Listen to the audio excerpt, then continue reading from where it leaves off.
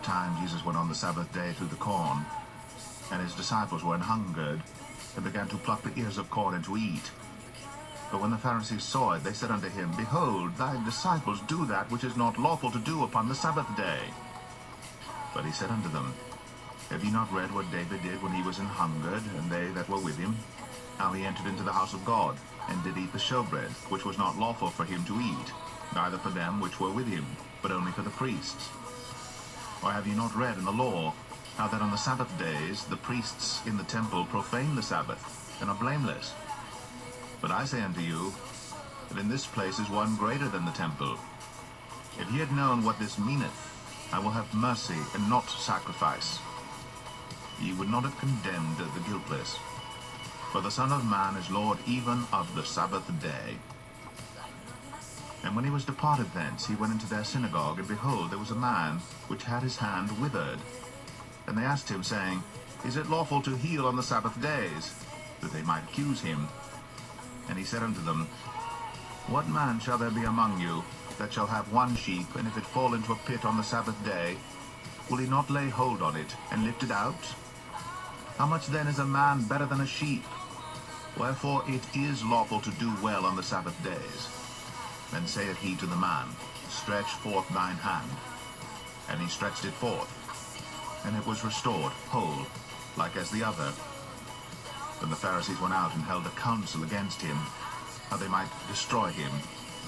But when Jesus knew it, he withdrew himself from thence, and great multitudes followed him. And he healed them all, and charged them that they should not make him known, that it might be fulfilled which was spoken by Esaias the prophet, saying, Behold my servant, whom I have chosen, my beloved, in whom my soul is well pleased. I will put my spirit upon him, and he shall show judgment to the Gentiles. He shall not strive nor cry, neither shall any man hear his voice in the streets. A bruised reed shall he not break, and smoking flax shall he not quench, till he send forth judgment unto victory. And in his name shall the Gentiles trust. Then was brought unto him one possessed with a devil, blind and dumb. And he healed him, insomuch that the blind and dumb both spake and saw. And all the people were amazed, and said, Is not this the son of David? But when the Pharisees heard it, they said, This fellow doth not cast out devils, but by Beelzebub, the prince of the devils. And Jesus knew their thoughts, and said unto them, Every kingdom divided against itself is brought to desolation, and every city or house divided against itself shall not stand. And if Satan cast out Satan, he is divided against himself. How shall then his kingdom stand? And if I by Beelzebub cast out devils, by whom do your children cast them out? Therefore they shall be your judges. But if I cast out devils by the Spirit of God, then the kingdom of God is come unto you. Or else how can one enter into a strong man's house and spoil his goods, except he first bind the strong man, and then he will spoil his house? He that is not with me is against me, and he that gathereth not with me scattereth abroad. Wherefore I say unto you, all manner of sin and blasphemy shall be forgiven unto men, but the blasphemy against the Holy Ghost shall not be forgiven unto men. And whosoever speaketh a word against the Son of Man, it shall be forgiven him. But whosoever speaketh against the Holy Ghost, it shall not be forgiven him, neither in this world, neither in the world to come. Either make the tree good, and its fruit good, or else make the tree corrupt, and its fruit corrupt. For the tree is known by its fruit. O generation of vipers, how can ye, being evil, speak good things? For out of the abundance of the heart the mouth speaketh. A good man out of the good treasure of the heart bringeth forth good things, and an evil man out of the evil treasure bringeth forth evil things. But I say unto you, that every idle word that men shall speak, they shall give account thereof in the day of judgment. For by thy words thou shalt be justified, and by thy words thou shalt be condemned.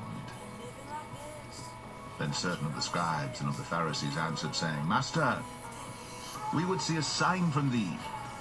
But he answered and said unto them, An evil and adulterous generation seeketh after a sign, and there shall no sign be given to it, the sign of the prophet Jonas. For as Jonas was 3 days and 3 nights in the whale's belly, so shall the Son of Man be 3 days and 3 nights in the heart of the earth. The men of Nineveh shall rise in judgment with this generation, and shall condemn it, because they repented at the preaching of Jonas. And behold, a greater than Jonas is here. The queen of the south shall rise up in the judgment with this generation, and shall condemn it. For she came from the uttermost parts of the earth to hear the wisdom of Solomon. And behold, a greater than Solomon is here. When the unclean spirit is gone out of a man, he walketh through dry places, seeking rest, and findeth none. Then he saith, I will return into my house from whence I came out. And when he is come, he findeth it empty, swept, and garnished. Then goeth he, and taketh with himself 7 other spirits more wicked than himself, and they enter in and dwell there. And the last state of that man is worse than the first. Even so shall it be also unto this wicked generation. While he yet talked to the people, behold, his mother and his brethren stood without, desiring to speak with him. Then one said unto him, Behold, thy mother and thy brethren stand without, desiring to speak with thee. But he answered and said unto him that told him, Who is my mother, and who are my brethren?